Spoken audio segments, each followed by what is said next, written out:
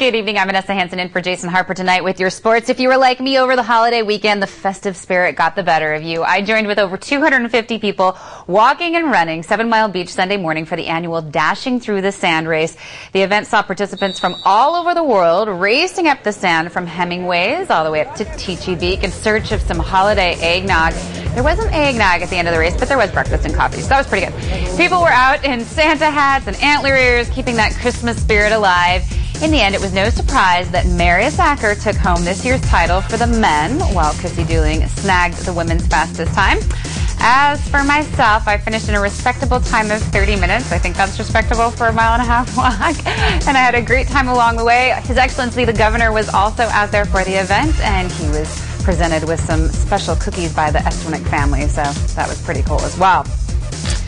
Teaching discipline, courtesy, and fast footwork fencing is attracting students of all ages. Again, this year, several talented athletes got a chance to improve their fencing skills. International instructor Jean Goto was impressed with the enthusiasm with the local fencers. Do you want to get a little bit closer? We have about 3 fencing sessions a year. And the children, it's great. We actually have to turn people away usually every session because we have more children interested than we have places. When you make your parries, try not just to use the tips of your fingers, but let your hand roll back. You learn the footwork, you learn the blade work, but then when you get up on the strip, you just have to fence, you know? And so you're just going to go up there and do it.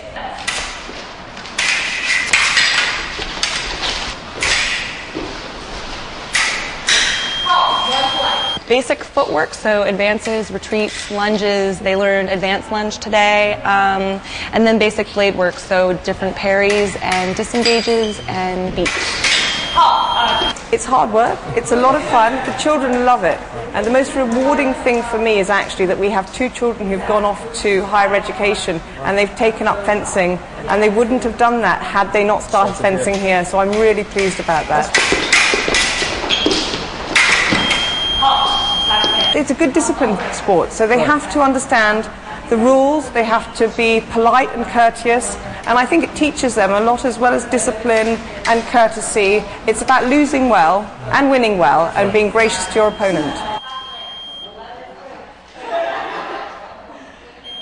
I'm very impressed. I'd like to go out there and try that. Well, continuing our look back at the best from 2010, we're going to take a look at the number 3 moment. The U17 Girls Football Team made it to the final round of the World Cup qualifying in Costa Rica, sparking major community support. Their victory over Haiti at the tournament was historic. Here's a quick look back at their achievement. 12-year-old Chelsea Green was given the Cayman Islands captain's armband, and even though she sometimes went down hard, she always managed to bounce right back up. Great qualities in a captain. Haiti's first chance of the game came in the 5th minute, but Yolande Moron's shot went wide.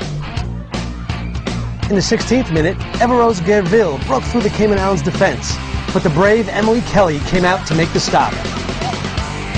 4 minutes later, Kelly was there again to help her team. The Cayman Islands almost took the lead in the 30th minute, but this free kick glided over the crossbar. In the 61st minute, Haiti's Rose Lord Borgella tried to lob Kelly, who was off her line. Though the hobbling keeper didn't catch cleanly, she did well to collect. 8 minutes later, Mickey Ebanks backheaded a cross to Monique Roberts. It deflected off a Haitian defender into the hands of goalkeeper Alexandra Colby.